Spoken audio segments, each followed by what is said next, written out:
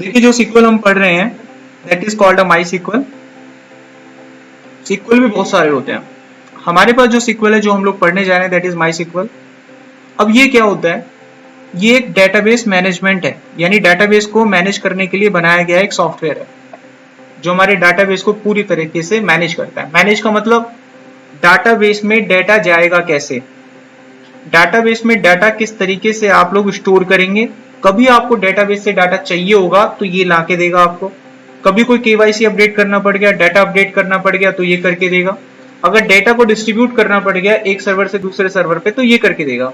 तो ये सारा काम किसका है, मैनेजमेंट का, डीबीएमएस का। तो शॉर्टकट शब्दों में अगर कहा जाए तो ये एक सॉफ्टवेयर है और किस कैटेगरी में आता है, डीबीएमएस। तो डीबीएमएस की फुल फॉर्म क्या हो गई, डाटाबेस मैनेजमेंट सिस्टम। अब डाटाबेस का मेन काम जैसा मैंने अभी आपको बताया, इसका मेन काम वही है कि डेटा को कलेक्ट करके रखता है और एक फॉर्मेट बना के रखता है, यानी डाटा की व्यवस्था कुछ इस तरीके से करता है कि आसानी से डाटा निकाल पाओगे और आसानी से डाटा स्टोर कर पाओगे, अपडेट कर पाओगे, डिलीट कर पाओगे। अगर डेटाबेस में लाखों टेबल हैं आपस में कनेक्टेड होनी चाहिए, आप एक समय पर एक क्वेरी लगाओगे और लाखों टेबल से डाटा एक वक्त में आप तक पहुंचेगा।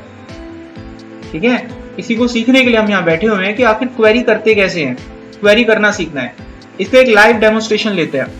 मान लीजिए आप लोगों को यहाँ पर as a database developer hire कर, और वो हायर करने के बाद आप लोगों से कहते हैं कि चलो आप लोग डाटाबेस डेवलपर हो, मेरे सिस्टम में डाटा पड़ा हुआ है एक सॉफ्टवेयर के अंदर, उसका नाम माई सिक्वल कुछ भी हो सकता है।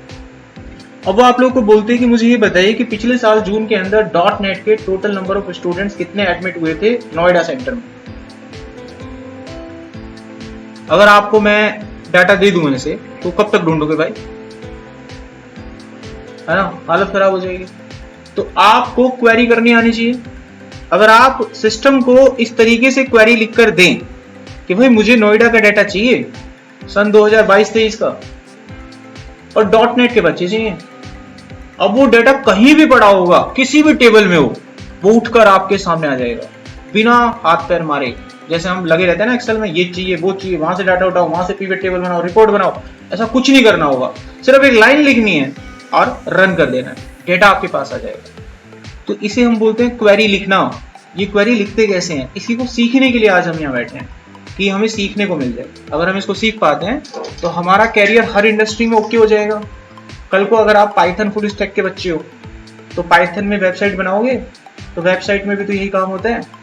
आप लोग फ्लिपकार्ट की साइट पे जाते हो, कोई डाटा अगर क्लिक करते हो लैपटॉप, तो वो डाटाबेस में से लैपटॉप का डाटा निकाल के लाता है और कोई नहीं लाता। इसका अर्थ होता है कि उस बटन के ऊपर उन्होंने क्वेरी लिखी है कि मुझे ये डाटा चाहिए और वही डाटा आप लोगों तक पहुंच जाता है। फिर बाकी का काम डिजाइनर का होता है कि डाटा को वो फ्रंट पेज पे कैसे दिखाता है। तो डेवलपर का काम उसकी कोडिंग करने से होता है। और क्वेरी कौन लिख रहा है, डाटाबेस डेवलपर, जिसको क्वेरी लिखनी आती है। अब जिसको कोडिंग आती है, क्वेरी नहीं आती लिखनी, तो क्वेरी नहीं लिख सकता वो आगे फॉरवर्ड कर देंगे जिसको क्वेरी लिखनी आती है। इसलिए जब भी किसी वेब डेवलपमेंट की बात होती है तो एक टीम बनाई जाती है। फ्रंट एंड की अलग बनती है जिसमें अच्छे अच्छे डिजाइनर होते हैं, बैक एंड की टीम अलग अलग बनती है, PHP का अलग रखेंगे हम, जावा का अलग रखेंगे, .NET का अलग रखेंगे, जो इनकी कोडिंग जानता होगा बैक एंड की, और फ्रंट एंड का एक कॉमन बंदा होगा, यानी जो आराम से हमारे फ्रंट एंड पेज को डिजाइन कर सके। और लास्ट में डेटाबेस की बात आती है, तो डेटाबेस कुछ भी यूज कर लो, SQL is common in all the databases. कुछ भी पढ़ो आप, SQL इज कॉमन। इसलिए जब आपने देखा होगा अभी लास्ट में जब एक स्टूडेंट्स ने एंट्री करी थी तो उसने क्या बोला था कि SQL की क्लास है कि नहीं है, तो SQL इज कॉमन, तो SQL कहा जाता है इन सबको। ठीक है, तो किसी भी डेटाबेस पे अगर आप काम करेंगे तो बैकएंड में SQL ही होगा। और SQL की जो क्वेरीज होती हैं वो ऑलमोस्ट कॉमन होती है, चाहे आप SQL सर्वर पढ़ो, चाहे आप ओरेकल पढ़ो, चाहे आप MySQL पढ़ो, चाहे आप पोस्टग्रेड पढ़ो, चाहे आप ट्री ट्रांजिशन पढ़ो, चाहे आप TSQL पढ़ो, दुनिया भर के नाम आप ले सकते हैं, लेकिन इनका जो बेसिक क्वेरीज का जो लिखने का तरीका होता है वो सेम होता है। लेट अस सपोज अगर आप लोग आज MySQL पढ़ रहे हो और कल को किसी दूसरे सॉफ्टवेयर में आप ट्रांसफर होना चाहते हो SQL के दूसरे सॉफ्टवेयर में जिसका नाम SQL सर्वर है, तो ज्यादा से ज्यादा मैं कहूंगा कि 2 या 3 दिन के अंदर आप शिफ्ट मार लेंगे अगर आपको MySQL आता है। कितना टाइम, मात्र 2 या 3 दिन का समय, और आप बड़ी आसानी से उसमें स्विच कर दें। तो all the things are same. तो यहाँ पर हमें पता लगा कि MySQL एक सॉफ्टवेयर है जिसका नाम है DBMS, डाटाबेस मैनेजमेंट सिस्टम। इसका इस्तेमाल किया जाता है डाटा को आसानी से रिट्रीव करने के लिए, डाटा को आसानी से इजीली स्टोर कराने के लिए, ताकि हमें कोई प्रॉब्लम ना हो और हम सिंपल एक क्वेरी लिखें और हमें वो डाटा निकाल कर दें। एग्जाम्पल के रूप में आप लोगों ने अपनी लाइफ में बहुत से ऑनलाइन फॉर्म भरे होंगे। हम जब ऑनलाइन फॉर्म के पास जाते हैं तो हमसे कुछ डिटेल मांगता है और हम बिना सोचे समझे उसमें डिटेल डाल देते हैं और सबमिट दबा देते हैं। वहां पर न्यूटन बन जाए अगर हम, जैसे न्यूटन पेड़ के नीचे बैठा था, सेब उसके सर पे गिरा तो वो न्यूटन बना और न्यूटन बन के वो खोजने लगा कि ये डाटा कहाँ से आया, मेरे सर पे गिरा जो, ये कहाँ से गिरा। फिर उसने खोज कर डाली कि भैया न्यूटन का एक लॉ बन गया, ग्रेविटी। इसी तरीके से जब हम डाटा भर के सबमिट करते हैं तो न्यूटन की तरह अगर हम सोचें कि ये डाटा जा कहाँ रहा है, तो हमें पता चलेगा कि बैकएंड में कहीं ना कहीं कोई ऐसी चीज बनाई गई होगी जिसके आधार पर ये डाटा वहां पर पहुंचता है। तो जो बैकएंड में वो जो सॉफ्टवेयर है जिसमें ये डाटा जाता है उसको सीक्वल कहते हैं। आप किसी भी फॉर्म को भरते हो तो आपका डाटा सीक्वल में रजिस्टर हो जाता है, सीक्वल में जाके स्टोर हो जाता है। जरूरत पड़ने पर आप दोबारा से रजिस्टर नहीं करते हो, सीधा लॉगिन फॉर्म पे जाते हो और वहां पर अपना आईडी और पासवर्ड डाल के लॉगिन करते हो। जैसे आप आईडी और पासवर्ड डालते हो वहां उस लॉगिन बटन पर किसी डेवलपर ने क्वेरी लिख रखी होती है कि इन दो वैल्यू को डाटाबेस में ले जाकर चेक करो मौजूद है कि नहीं है।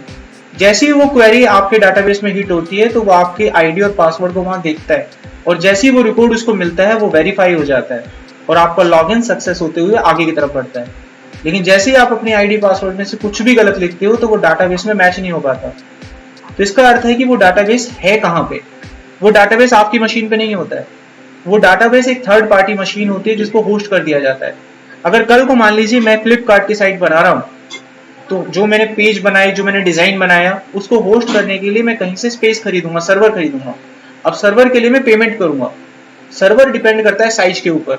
मैंने मान लीजिए 500 MB का साइज बना रखा है अपनी साइट का और मैं वहां उसको खरीदना चाहता हूँ, तो उसको खरीदने के लिए मैं पेमेंट करूंगा। 500 MB के लिए मान लीजिए मैंने पेमेंट कर दी 1000 रुपए साल की।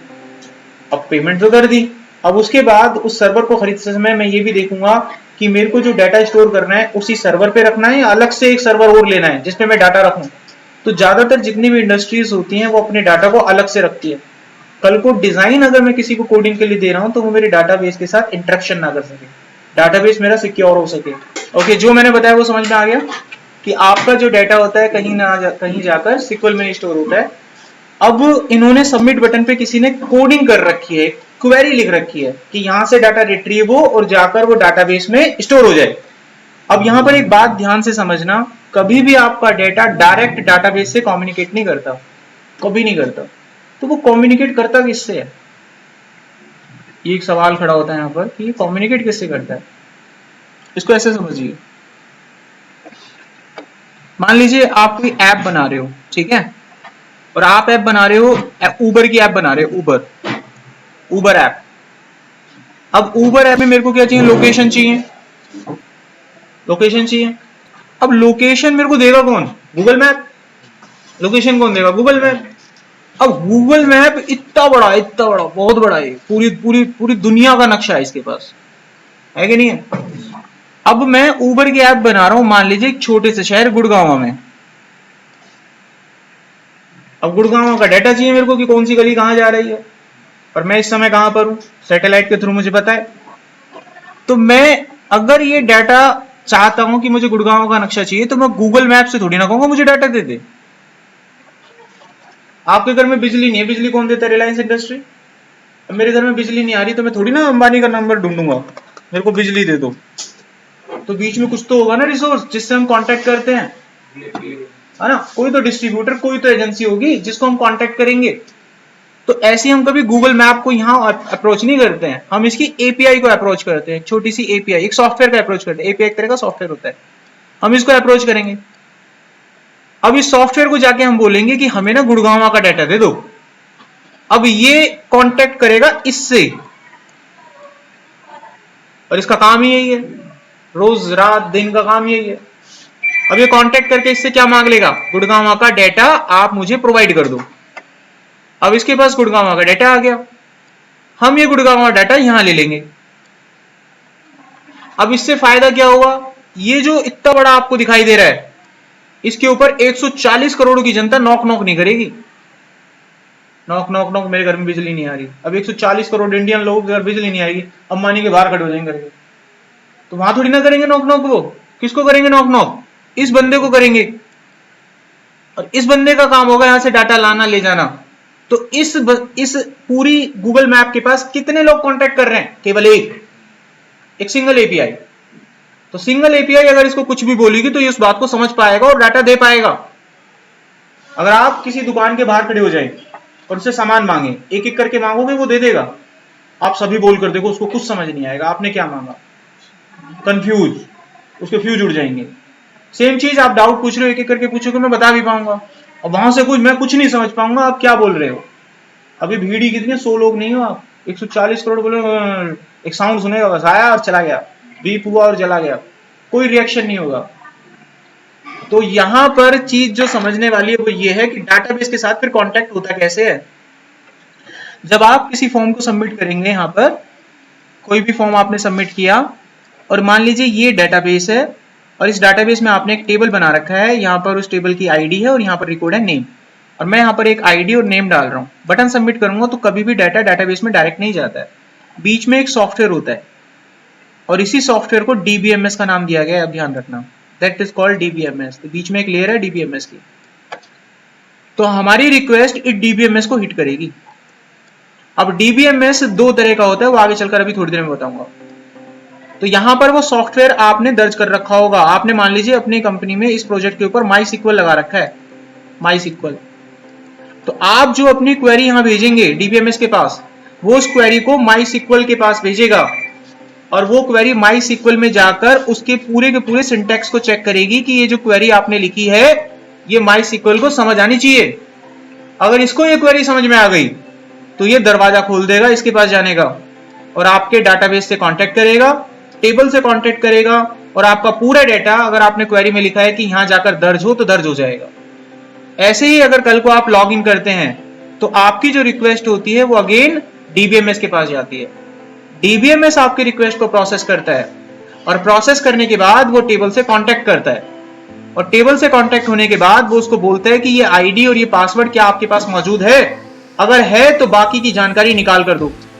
ये टेबल आपको बाकी की जानकारी यहां रिट्रीव करके दे देती है और बाद में यही डाटा क्लाइंट तक पहुंचा दिया जाता है। तो अब नीड समझिए, इसलिए आप यहां बैठे हो इसको सीखने के लिए, समझ में आया? नहीं तो डाटा तो हम डायरेक्ट अपने कंप्यूटर में सीधा MySQL की बजाय अपने नोटपैड में भी डाल सकते हैं ना। तो बीच में एक सॉफ्टवेयर चाहिए जो डाटा कहीं से ले, क्योंकि MySQL एक प्लेटफॉर्म है, जस्ट आपकी जितने भी डाटा स्टोरेज होते हैं वो जाती तो एक फाइल में ही है, उसका नाम आपका MDQ होता है, तो जाती तो फाइल के अंदर ही है। नोटपैड भी एक फाइल ही है, एक्सेल भी एक फाइल ही है, लेकिन इस फाइल से कांटेक्ट कौन कर रहा है? MySQL कर रहा है, इसलिए MySQL सीखना पड़ रहा है। आई होप मोटा मोटा आइडिया आपको लग चुका है कि नीड क्या है इसकी। अब थोड़ा आगे बढ़ते हैं, जो चीज मैंने बताई वही चीजें यहाँ पर आप देखेंगे लिखते हुए, जैसा सेम मैंने आपको बताया वही यहाँ पे लिखा हुआ है। When you fill this form, your data will be saved in the tabular format। ये टेबल जो होती है ये डाटाबेस में पहले से बनी होती है। ये देखिए यहाँ पर आपके पास ऑलरेडी एक टेबल बना होता है डाटाबेस में, जैसे कि ये उसके फील्ड हो गए, और जब भी आप कोई फॉर्म सबमिट करते हैं तो डाटा आपके टेबल में ऐसे जाके स्टोर हो जाता है। कल को आपने दूसरा फॉर्म भरा तो अनिल का रिकॉर्ड चला गया, कल को कोई तीसरा डालेगा तो मीरा का रिकॉर्ड चला गया। इस तरीके से आपका डेटा डाटाबेस में पहुंचता रहता है। अब थोड़ा सा और इंटरनल जानकारी लेते हैं टेबल के बारे में। तो जब आप कोई डाटा कहीं पर स्टोर करते हैं तो इसका अर्थ है कि आपके डाटाबेस में पहले से टेबल बना होना चाहिए। अगर टेबल आपने नहीं बना रखा होगा तो डाटा वहां पर स्टोर नहीं हो पाएगा। फॉर एग्जाम्पल, आप लोग बुकेट में आए और बहुत सारे बच्चे आए, आप सबको क्लास देना था, तो आप लोगों को बैठाने की व्यवस्था होनी चाहिए, तभी आपको पढ़ाया जा सकता है, वरना नहीं। तो ऐसे रूम का इंतजाम किया गया जहां पर आप सभी बैठ सकते हैं और आपको वहां पर स्टोर कर दिया गया। तो इसी तरीके से कोई भी रिक्वेस्ट जब किसी फॉर्म से जाती है तो वो जिस टेबल में स्टोर करवाते हो आप डाटा, वो टेबल वहां मौजूद होना चाहिए। कल को आप लोगों में से किसी की वेब डेवलपमेंट में जॉब लग जाती है और आपको कुछ फॉर्म दे दिए जाते हैं एप्लीकेशन के, और वो कहते हैं कि कोडिंग वोडिंग पे हमने डन कर रखी है, बट ये डेटा हमें स्टोर नहीं कर पा रहे हैं, और आप डेटाबेस डेवलपर हो तो आपको हायर करेंगे। शरीर के किसी अंग में कोई दिक्कत होती है तो उस पार्ट के स्पेशलिस्ट को बुलाया जाता है। अब शरीर के सारे पार्ट देख लिए सब ओके, लेकिन उसकी बोन्स में प्रॉब्लम है, उसकी बैकबोन में प्रॉब्लम है, तो उस स्पेशलिस्ट को बुलाएंगे जो वो देखता होगा, तो डाटाबेस डेवलपर को बुलाएंगे वो। अब डाटाबेस डेवलपर वेब पेज के डिजाइन को देखकर आइडिया लगाएगा कि किस तरह का टेबल होना चाहिए और ये टेबल कब बनाना है, कितना डाटा वो स्टोर करेगा, ETC सारी जानकारी, और फिर उसके लिए वो क्वेरी लिखेगा। ताकि जैसे ही वो सबमिट करे आपकी वो डाटा फॉर्म से उठे। अब डेवलपर को ये नहीं पता कि फॉर्म से डाटा कैसे उठाना है, तो डोंट वरी, आप सीधा सीधा जो डाटा होगा अपनी नॉर्मल भाषा में भेजेंगे, फॉर्म से उठा के नहीं भेजेंगे। अब इस फॉर्म से उठाने का काम बैकएंड वाली टीम खुद कर लेगी। आप उसको एक टेम्पलेट दे दो बस बना के, कि बटन पे दबा के देखो एक परमानेंट एक फिक्स डाटा देखो मैं वहां भेज रहा हूं। जैसे ही मैं बटन दबा रहा हूं वहां पर राज और 1 2 3 जा रहा है, बस बैकएंड की टीम को इतना ही चीज जा रहा है ना, बस ओके। अब राज और 1 2 3 की जगह वो जाएगा जो फॉर्म में लग रहा है, वो उसकी कोडिंग है, वो बैकएंड में उसने सीखा है कि वो डाटा कैसे उठाते हैं। तो इस तरीके से एक एप्लीकेशन अंजाम तक पहुंचती है। ये क्लियर हो रहा है आप लोगों को? तो सेम चीज जो मैंने बताई वो यहाँ पर लिखी हुई है आपकी। लॉगिन के वक्त भी ऐसा ही होता है। यहाँ देखिए, क्लाइंट सबसे पहले डीबीएमएस से कांटेक्ट करेगा, डीबीएमएस डाटाबेस से कांटेक्ट करेगी। सेम ये काम डाटा रिट्रीव करते वक्त होगा। यहाँ देखिए, client can not directly save the data into the database. उसको उसे स्टोर करने के लिए कोई ना कोई मीडियम चाहिए। यहाँ पर हमारे लिए वो मीडियम एक डीबीएमएस के रूप में आता है। तो सबसे पहले क्लाइंट अपने डेटा को डीबीएमएस सॉफ्टवेयर के पास भेजता है, उसके बाद वो डेटा जाकर डाटाबेस में सेव होता है। सेम प्रोसेस, अगर क्लाइंट को कोई डेटा डाटाबेस से निकालना है तो सबसे पहले वो अपनी रिक्वेस्ट को डीबीएमएस के पास भेजेगा। डीबीएमएस आपकी रिक्वेस्ट को सही पाए जाने पर डाटाबेस से कांटेक्ट करेगा और आपको डेटा निकाल कर देगा। अगर वो जानकारी आपकी गलत है तो डेटा आपको निकाल कर नहीं देगा। अब हम यहाँ पर बात करते हैं कि आज के समय में कौन कौन से डीबीएमएस सॉफ्टवेयर सबसे ज्यादा पीक पर है। पीक मतलब ऊंचाई पर है। तो सबसे ज्यादा यूज होने वाला डीबीएमएस सॉफ्टवेयर अगर आज के टाइम पर कोई है तो वो है ओरेकल, सबसे टॉप मोस्ट। उसके बाद अगर कोई आता है तो वो आता है माईसीक्वल। इसके पीछे भी कई सारी वजह हैं। ये ओपन सोर्स होता है, ये क्रॉस प्लेटफॉर्म होता है, ब्राउजर इंडिपेंडेंट होता है, और भी बहुत सारे रीजन है। और स्केलेबिलिटी होती है, मोर पावर स्केलेबल होता है। मतलब आज अगर कोई डाटाबेस आप बना रहे हो एक यूजर के लिए, कल को अगर आपकी वेबसाइट पर क्या बोले ट्रैफिक बढ़ा और एक यूजर की जगह 100 नंबर ऑफ यूजर्स हो गए तो भी आपके डाटा को बड़ी आसानी से एक्सेस कर लेगा। अब यूजर की संख्या 10 लाख हो गई तो भी ये डाटा को बड़ी आसानी से एक्सेस कर लेगा। तो इस पर ट्रैफिक का कोई असर नहीं पड़ने वाला। और ये तभी पॉसिबल है जब आप डेटा को बहुत अच्छे तरीके से ऑप्टिमाइज करके बनाएं। ठीक है, अब ये ऑप्टिमाइजेशन का फंडा बिल्कुल अलग होता है। टेबल बनाना, डाटाबेस पे काम करना, क्वेरी बनाना एक अलग चीज है। डाटाबेस को डिजाइन करना एक अलग चीज होती है।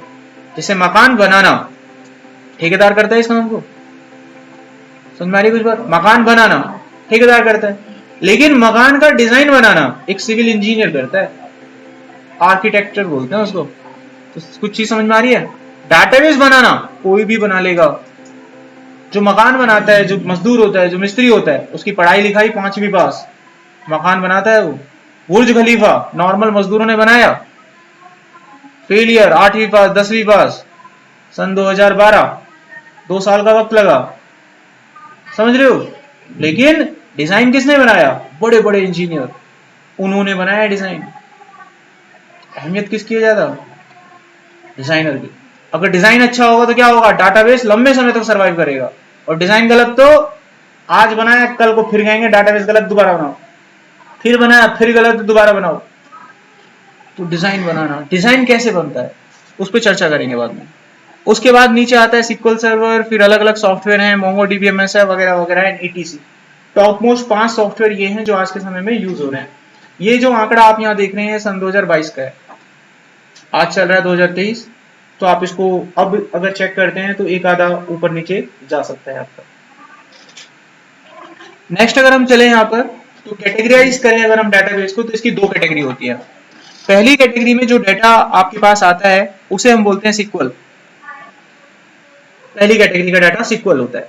अब सिक्वल कैसा डाटाबेस है? ये एक ऐसा डाटाबेस होता है जिसके अंदर आपका डेटा एक टेबुलर फॉर्मेट में स्टोर होता है। यानी इसमें डेटा एक टेबल के अंदर डाला जाता है। आप पहले एक टेबल बनाएंगे, टेबल बनाने के बाद आप उसमें डाटा डाल सकते हैं, उस पर काम करते हैं। यहां पर टेबल डायग्राम का इस्तेमाल किया जाता है। अगर आप एक बड़े प्रोजेक्ट पे काम कर रहे हैं तो आपके प्रोजेक्ट में हो सकता है 3 टेबल हो। तो जब टेबल आप बनाएं तो हर एक टेबल को आपस में कनेक्ट करके चलें। वजह यह है कि अगर आपको कल को टेबल 1 का कुछ इंफॉर्मेशन दे दिया जाए तो आपके पास ये सहूलियत होनी चाहिए कि with the help of table 1 you can also retrieve the data from the table 3, और वो तभी पॉसिबल है जब टेबल आपस में कनेक्टेड होंगी। अगर टेबल आपस में कनेक्टेड नहीं होंगी तो आप डेटा नहीं निकाल पाएंगे। इसको ऐसे समझिए, अगर मान लीजिए मैं यहां पर एक टेबल बनाता हूं टेबल 1, और एक टेबल बनाते हैं हम टेबल 2, और एक टेबल बनाते हैं टेबल 3।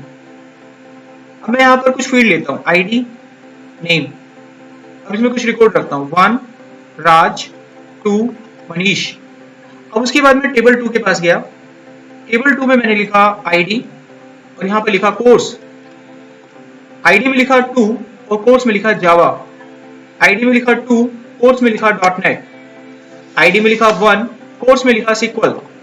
उसके बाद थोड़ा और आगे बढ़े, यहां पर मैंने लिखा आईडी या फिर मैंने लिखा कोर्स, और यहां पर अगली फील्ड मैंने बनाई जिसमें लिखा हुआ था लेट सपोज फीस और सिटी। यहां कोर्स का नाम लिया गया जावा, फीस बोली गई 12,000, सिटी दिल्ली सेंटर। दूसरा कोर्स .NET, फीस बोली गई 20,000 और सिटी लेट सपोज गुड़गांव। इस तरीके से एक इंफॉर्मेशन दे दी गई आपको। अब यहां पर यह पूछा जाए आपसे, ये बताओ राज ने किस कोर्स में एडमिशन लिया है और वो कोर्स किस शहर से करेगा। अब मेरे पास डाटा सिर्फ राज है, तो मैं राज की हेल्प से इस टेबल के पास तो चला जाऊंगा। तो इस टेबल से जब मैं डाटा की डिमांड करूंगा कि भैया जिसका नाम राज है मुझे उसकी कोर्स की डिटेल दो, ये मना कर देगा। ये बोलेगा कि मेरे पास तो सिर्फ आईडी है देने के लिए, अगर आप मुझे राज दोगे तो मैं तुम्हें आईडी दूंगा और कुछ नहीं दे सकता। गलत हो गया जी। तो इससे बचने का तरीका, अगर इन टेबल को बनाते वक्त इनको कनेक्ट कर दिया जाए, इसलिए टेबल को कनेक्ट करना जरूरी होता है, ठीक है। और कनेक्ट जब किसी चीज को करते हो तो उसको क्या बोलते हैं हम, रिलेशन। जब टेबल आपस में कनेक्ट कर दी जाए तो क्या कहलाती है वो, रिलेटेड, यानी रिलेशन में आ जाती हैं। इसका अर्थ ये हुआ कि डीबीएमएस को जब दो कैटेगरी में डिवाइड किया जाता है तो दो कैटेगरी बनती है, एक बनती है सिक्वल और एक बनती है नो सिक्वल। तो सिक्वल का शॉर्टकट हो गया आरडीबीएमएस, रिलेशनल डेटाबेस। ये इशारा करता है कि एक ऐसा डेटाबेस जिसमें आपका डेटा टेबल में स्टोर होगा और वो टेबल आपस में रिलेट करेंगी। तो ये स्ट्रक्चर की बात कर रहे हैं हम, डिजाइन की बात कर रहे हैं यहाँ पर कि टेबल का डिजाइन बनाते वक्त आपको छोटी छोटी जो बातें हैं उन पे किस पे ध्यान देना है। तो आरडीबीएमएस की परिभाषा समझ में आई, relational database management system, it is the subset of DBMS that create the data inside the table that are connected to each other so that the developer can easily retrieve the data. If he has the information from the one table, he can get the data from the other tables also. ठीक है, अगर आपकी समझ अच्छी है तो आप कितनी भी देर तक लगातार बोल पाएंगे, क्योंकि कॉन्सेप्ट दिमाग में है। कॉन्सेप्ट दिमाग में नहीं है, दो लाइन पढ़ी थी, तीसरी बोल नहीं पाओगे, ठीक है। अब ये टेबल आपस में मान लीजिए हमने कनेक्ट कर दी। अब मेरे को किसी ने राज का नाम, हम राज से निकालेंगे वन से निकालेंगे कोर्स, भाई सिक्वल पढ़ रहा है, सिक्वल किसी शहर में, अभी स्टार्ट ही नहीं हुआ जी, किसी भी शहर में मिल गई जानकारी। अच्छा भाई मनीष की जानकारी दो, अभी बताते हैं। मनीष तो .NET और जावा कर रहा है, ये दो शहरों से करेगा। जावा को ये जाएगा पढ़ने दिल्ली और .NEट करेगा गुड़गांव से। जानकारी निकल गई, यहां तक क्लियर हुआ, इसलिए यहां पर आरडीबीएमएस का जिक्र हुआ। आगे बढ़ते हैं अभी।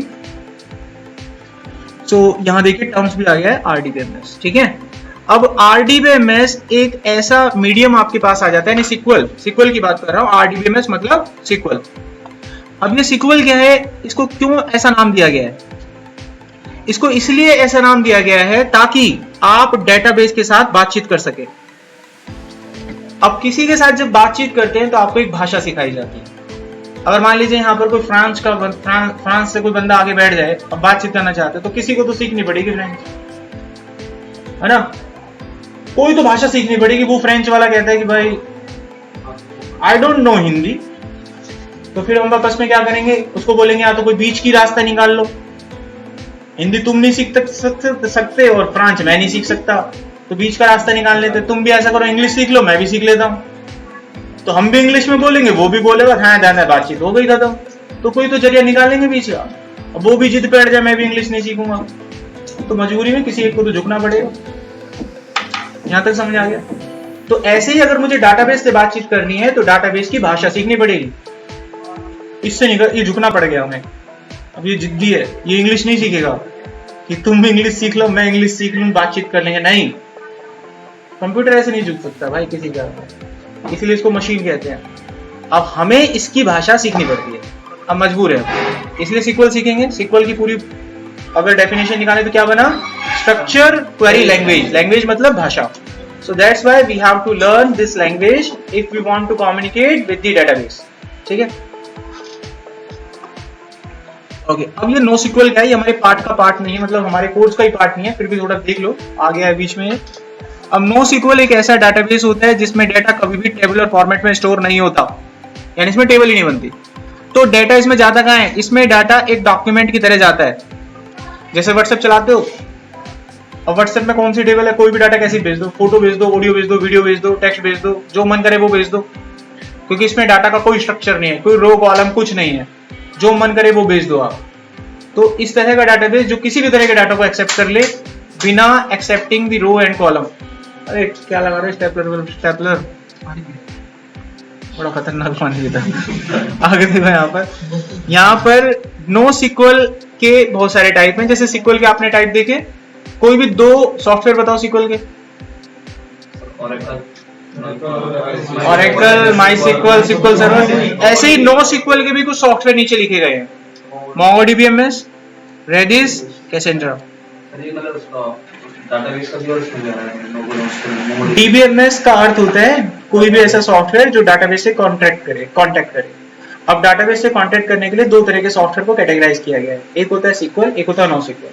SQL में डाटा टेबुलर फॉर्मेट में बातचीत करता है और NoSQL में डाटा फाइल की भेष में बातचीत करता है। ठीक है? तो अलग अलग इंडस्ट्री की अलग अलग डिमांड होती है कि उसको किस तरह के डाटा पे काम करना होता है, तो उसी डिमांड को देखते हुए हमें उसी कैटेगरी का डाटाबेस सीखना पड़ता है। आगे समझ में? अगर आप कहीं पर जा रहे हैं और आपकी कंपनी आपको बोलती है MongoDB, तो आपके दिमाग में पिक्चर आ जाना चाहिए कि SQL नहीं है। तो कभी आप सोचो डाटाबेस तो आता है मुझे, और बैठ गए वहां पे, इंटरव्यू चालू हुआ, वो एकदम मुंह से बोलेगा MongoDB हाँ सर डाटाबेस है मैं तो कर दूंगा। अब वो MongoDB में कहां से टेबल का क्वेरी आएगा? बिल्कुल भी नहीं आएगा। तो यहां से अगर आप स्विच मारेंगे तो अब 1-2 दिन लगेंगे। जैसे SQL से MySQL पे जाना है तो 1-2 दिन लगेगा, Oracle सीखना है 2-3 दिन ले लोगे, बड़ा होता है वो काफी, 2-3 दिन ले लोगे। लेकिन आपको MongoDB में सीखना पड़ेगा, अब 1-2 दिन की बात थोड़ी ना है, बिल्कुल नए सिरे से पढ़ना पड़ेगा। उसमें अलग ही तरीका होता है, अलग ही स्ट्रक्चर होता है। चीज समझ में आ गई यहाँ तक? अब आगे देखिए नेक्स्ट। अब हम बात करते हैं MySQL ही क्यों, क्या वजह है, कुछ एडवांटेज, कुछ तो इसकी बढ़ाई करें।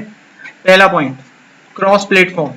इसका मतलब MySQL को किसी भी मशीन पे चलाओ कोई प्रॉब्लम नहीं, ठीक है, मैक हो लिनक्स हो कोई दिक्कत नहीं, चल जाता है। दूसरा point, use with the multiple language. MySQL एक ऐसा डेटाबेस है जिसको किसी भी लैंग्वेज के साथ इस्तेमाल करके बैकएंड में रन किया जा सकता है। PHP, Node.js, Python, C#, Java, इनके अलावा कौन से होते हैं बैकएंड? ऑलमोस्ट तो सारे पकड़ लिए इसने। सो यही वजह है कि हाँ कोई भी बच्चा बैठा हो, चाहे जावा का, आप देख सकते हैं कोई बच्चा बैठा भी हो तो, चाहे पाइथन फुल स्टैक का, चाहे .NET का, उन सबको यही सिखाया जा रहा है। अब कोई बच्चा इधर उधर होगा ना, कोई बच्चा इधर मैं तो पाइथन फुल स्टैक का तो उसको भी यही सिखाएंगे, .NET का उसको भी यही सिखा देंगे। तो ये सभी लैंग्वेज में चल जाता है। बैकएंड अलग चीज होती है, बैकएंड नहीं, ये डाटाबेस डेवलपर है। तो बैकएंड के जो लोग होते हैं वो डाटा को स्टोर करने के लिए एक सॉफ्टवेयर इस्तेमाल करते हैं ताकि उसमें डाटा मेंटेन हो सके, तो ये डाटाबेस वालों का काम होता है। नेक्स्ट आता है MySQL software is open source. इसका अर्थ ये फ्री ऑफ कॉस्ट है, यानी इसको परचेज करने की जरूरत नहीं है, फ्रीली है, लाइसेंस फ्रीली मिलेगा। कल को आप कमर्शियली इसे यूज करेंगे तो कंपनी आपको कॉपीराइट नहीं ठोकेगी, आपको जेल में नहीं भेजेगी, आपसे पैसे नहीं मांगेगी, सब कुछ फ्री है, सब कुछ ओपन सोर्स है आपका, आप इसे यूज कर सकते हैं। MySQL एक RDBMS को फॉलो करता है, यानी इसमें सारा काम टेबल्स पे किया जाएगा और जितनी भी टेबल्स आप बनाएंगे वो एक दूसरे से कनेक्टेड होनी चाहिए। ऐसा इसलिए करा जाता है ताकि कितना भी मल्टीपल टेबल आपके पास क्यों ना हो, आप सिर्फ एक कमांड लिखें और डेटा आप तक रिट्रीव हो जाए। टेबल को कनेक्ट नहीं करोगे तो क्या होगा? आपको डाटा निकालने के लिए अलग अलग टेबल से एक एक चीज निकालनी पड़ती। पहले टेबल 1 से आईडी निकालते, फिर दूसरी क्वेरी फायर करोगे, टेबल 2 से कोर्स निकालते, फिर तीसरी क्वेरी फायर करते, टेबल 3 से अपना सिटी निकालते। सब कुछ अलग अलग है। अगर एक कर दिया जाए, एक ही क्वेरी लिखेंगे, उसमें लिखा तो ये सब कुछ होगा, लेकिन जैसे ही उस क्वेरी को मैं फायर करूंगा मुझे मेरा आंसर मिल जाएगा। सो ये आरडीबीएमएस की वजह से, आरडीबीएमएस मतलब रिलेट कर दिया जाए डाटा, तो टेबल को रिलेट करके चल रहे हैं आपको आपस में जरूरत के हिसाब से। MySQL database is a fast, reliable and scalable। देखो रिलायबिलिटी की तो बात मैं ऐसे कह सकता हूं कि आज भी बड़ी बड़ी कंपनीज MySQL यूज करती हैं। आज सबसे ज्यादा सर्व की जाने वाली जो वेबसाइट की अगर हम बात करें तो वो कहीं ना कहीं हमारे पास गूगल, फेसबुक और यूट्यूब ही आते हैं। आज के टाइम पर छोटा बच्चा भी इसे चला रहा होगा, ठीक है, सबसे ज्यादा। और कहीं ना कहीं ये तीनों जो नाम मैंने लिए हैं, ये बैक एंड में MySQL का आज भी इस्तेमाल करते हैं।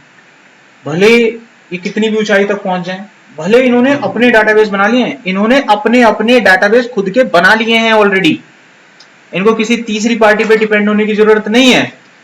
फॉर एग्जाम्पल, कल को अगर आप एक छोटी सी दुकान पर काम करते हो और लंबे टाइम तक काम करो, ऐसा पॉसिबल ही नहीं है। अगर उसी व्यक्ति से आप 30-40 साल के बाद मिलोगे तो शायद वो दुकान का मालिक होगा और उसको आप एक चेयर पे आराम से बैठे हुए देखोगे। Got it? इसका अर्थ क्या हुआ? जब कोई काम लंबे समय तक किया जाता है तो वो दूसरे पर डिपेंड होने की बजाय अपना खुद का आविष्कार कर लेता है। तो जितनी भी बड़ी बड़ी कंपनीज है उन्होंने खुद के अपने डाटाबेस बना लिए हैं। फेसबुक ने अपना तैयार कर लिया है जिसका नाम है हाइव, ठीक है। गूगल या याहू ने भी अपना तैयार कर लिया जिसका नाम है पिग, हाइव।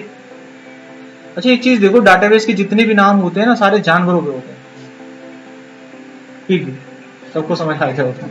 हाइव एक झींगा होता है, कछू मतलब बिच्छू टाइप का सब होता है ना। और भी बहुत सारे डाटाबेस के नाम सुनोगे, जैसे बड़े डाटाबेस पे काम करते हैं तो बिग डाटा हडूप आता है, हाथी का समूह है उसका, है ना। अब डाटाबेस की कोडिंग सीखने के लिए क्या करोगे? प्रोग्रामिंग। बताओ प्रोग्रामिंग किस में करोगे? पाइथन। क्या होता है पाइथन? सांप। तो दिमाग लगाओ, जितने भी डाटाबेस के टूल होते हैं जानवर ही क्यों? सोचो जरा, इसका उत्तर दो। उसी ने सोच समझ के बनाई होगी ना कहानी, तुक्के में तो कुछ नहीं बनता। जितने भी डाटाबेस बने आज तक, सबके नाम जानवरों के नाम पर रखते हैं। बताओ, उत्तर ऐसा होना चाहिए जो सबके हाँ भाई सही बात है। ऐसा नहीं। देखो मैं बताता, देखो जानवर होते हैं ना जो, एक बात बताना सच, इनको कुछ भी खिला दो आउटपुट एक आता है। थोड़ी अजीब बात है लेकिन समझ गए होंगे आप, ठीक है। तो इसलिए इनके नामों को जानवरों पे रखा गया है। इनको फर्क नहीं पड़ता क्या खा रहे हैं, दे दो आउटपुट दे देंगे आपको बस। देखो नेक्स्ट करते हैं। अब यहाँ पर कुछ पॉपुलर वेबसाइट के नाम देखते हैं जो MySQL को यूज करती है। तो सबसे ज्यादा फेसबुक टॉप पर है, हो गया ओके। कौन सी स्लाइड तक पहुंच गए थे हम? लास्ट। तो यहाँ पर फेसबुक है, ट्विटर है, गूगल, विकिपीडिया, यूट्यूब, फ्लिकर, ये आज भी MySQL को यूज करती हैं, जबकि इन्होंने अपने अपने सॉफ्टवेयर आज बना दिए हैं, अपने अपने बनाने, फिर भी कहीं ना कहीं डिपेंडेंसी है, वो छोड़ नहीं सकते इसको। अब हम बात करते हैं, इतना बेसिक थ्योरी हमारे पास हो गया MySQL के बारे में। अब थोड़ा प्रैक्टिकली आ जाते हैं सिस्टम के ऊपर। तो प्रैक्टिकल करने के लिए सबसे पहले हमें सॉफ्टवेयर चाहिए होगा। तो सॉफ्टवेयर को डाउनलोड कहाँ से करना है? डाउनलोड करने के बाद आप इसको कैसे इंस्टॉल करेंगे, तो इंस्टॉल का तरीका मैं बता दूंगा। उसको इंस्टॉल करके नहीं दिखा सकता क्योंकि मेरे सिस्टम में ऑलरेडी इंस्टॉल्ड है वो, तो मेरा सिस्टम फिर गड़बड़ हो जाएगा। तो बाकी सबसे पहले हम बात करते हैं इसके डाउनलोडिंग की। डाउनलोडिंग कहाँ से करें? जैसा मैंने आपको बताया था, ये ओपन सोर्स है, यानी खरीदना तो है नहीं, गूगल पे मिल जाएगा आपको। आप सीधा सीधा, अभी टाइम नहीं है, कर नहीं पाओगे, 7 मिनट रह रहे, अभी देख लो, समझ जाएंगे। अपना लैब में बैठ के आराम से करना, देख लो अभी, वरना पता लगे मैं भूल गया और अपने लैपटॉप भी खुलेगा। देखो गूगल पे गए और गूगल पे जाके सीधा आपको यहाँ पे टाइप करना है MySQL, बस कुछ नहीं करना, एंटर मारो। MySQL की ऑफिशियल साइट दिख जाएगी। MySQL एक डॉल्फिन की तरह होता है, इसका सिंबल भी देखो, जानवर, ये कभी भी मैच कर लेना, कभी भी थ्योरेटिकली कभी बात करें तो डाटाबेस मतलब जानवर होते हैं सारे, तो ये भी डॉल्फिन का सिंबल है इसका। तो यहाँ पर हम बात करें माई सिक्वल की, तो ये इसकी ऑफिशियल साइट है, आप इसकी ऑफिशियल साइट पे चले जाइए।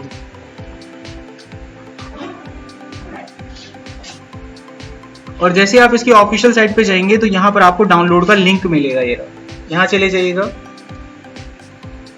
यहाँ पर जाने के बाद इसको नीचे की तरफ स्क्रॉल करेंगे तो यहाँ इसकी कम्युनिटी मिलेगी। कम्युनिटी मतलब इसका पूरा परिवार, माई सिक्वल के पूरे सॉफ्टवेयर यहाँ मिलेंगे आपको। क्लिक करो,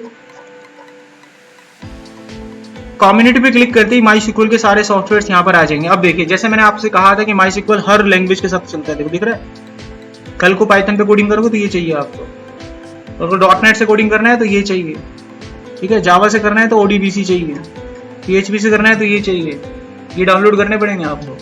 तो अभी हमें इससे करना है, किसी से कोडिंग नहीं करना, तो इसको छोड़ो। अभी हमें सिक्वल कहाँ चलाना है, अपनी विंडो पे। तो ढूंढो कहीं विंडो का लिख रहा होगा जिक्र, ये रहा, और विंडो, ठीक है। क्लिक कर दो, ये कुछ समय के लिए डाउनलोड, ये सॉफ्टवेयर आपका डाउनलोडिंग पे चला जाएगा। Got it. डाउनलोड होने के बाद इंस्टॉल करना है। इंस्टॉल का प्रोसेस बहुत ही सिंपल है, आप जैसे नेक्स्ट नेक्स्ट करते हो ना, वैसे इसको भी नेक्स्ट नेक्स्ट नेक्स्ट करते हैं। और दूसरा सॉफ्टवेयर तो आपको कौन सा लगता है, कौन सा अच्छा है? देखो एक बात बताते हैं, अगर आप इसे डाउनलोड कर लेते हो तो इससे भी वही इंस्टॉल होगा जो होता है, इसको करते हो डाउनलोड तो इससे भी वही इंस्टॉल होगा जो होता है। अब दोनों में फर्क क्या है? फिर आदमी सोचेगा कि 2.4 वाला कर लेते हैं, ऐसा कुछ नहीं है। अगर आज आप 2.4 वाला करके चले जाते हो तो ये सिर्फ एक लॉन्चर का काम करेगा। किसका काम करेगा? लॉन्चर का। जिस वक्त आप इंस्टॉल करोगे उस वक्त डाउनलोड होगा, टाइम लगेगा ना, फिर उस वक्त डाउनलोड होगा, फिर वो इंस्टॉल होते होते डाउनलोड होगा। इसको अगर कर लेते तो क्या होगा, जिस वक्त इसको इंस्टॉल करोगे तो ये इंस्टॉल ही होगा, डाउनलोड नहीं होगा। इन दोनों में फर्क बताते हैं। अगर आप इस सॉफ्टवेयर को ले जाते हो और अपने कंप्यूटर पे चला रहे हो तो इंटरनेट कनेक्ट करके इंस्टॉल होगा ये, और नीचे वाले को ले जाते हो तो इंटरनेट भले ना हो आपके कंप्यूटर में तब भी चल जाएगा। चीज क्लियर हो गई? अब मान लीजिए आप यहाँ बैठे हो, यहाँ पर आपको सुविधा के रूप में इंटरनेट मिल रहा है, तो भाई साहब आप इसको ले जाओ ना। अब आपके पास वक्त नहीं है, मैं कह रहा हूँ चलो चलो क्लास खत्म हो गया, आप इसको ले जाओ लॉन्चर को, घर पे वाईफाई चलता है, वहां कर लेना बैठ के डाउनलोड। मैं तो कहने का मतलब है आप उसको जैसा मर्जी करो, ठीक है। पॉइंट समझ में आ गया? अब रही बात इसको इंस्टॉल करने की, जब आप इसे डाउनलोड कर लेते हो नॉर्मली जैसे नेक्स्ट नेक्स्ट करके आपको जाना है, तो कई बार क्या होगा कि जो स्क्रीन आपको दिखेगी उसमें पहली चीज तो ये कि फुल वर्जन आएगा, फुल पे क्लिक कर देना, कस्टम वस्टम कुछ मत करना, ना कुछ स्पेसिफिक, फुल आएगा, फुल पे क्लिक कर देना। दूसरा आपको यहाँ पर ध्यान देना है कि जैसे हम नेक्स्ट को ढूंढते हैं ना आगे जाने के लिए, तो जरूरी नहीं है यहाँ पर नेक्स्ट आए, यहाँ पर लिखा हुआ आता है नेक्स्ट, और कई बार नेक्स्ट नहीं आता, कई बार आता है एग्जीक्यूट। वहां बच्चा होपलेस हो जाता, सर नेक्स्ट तो नहीं मिला, मैसेज करता सर आपको क्या करना है आगे, नेक्स्ट तो मिली ना सर, अटक गया। एग्जीक्यूट भी वही है, एग्जीक्यूट का मतलब भी वही है नेक्स्ट। तो एग्जीक्यूट दिखे या नेक्स्ट दिखे दबाते चले जाना बस, और कुछ भी नहीं है, कोई टेढ़ा मेढ़ा नहीं है।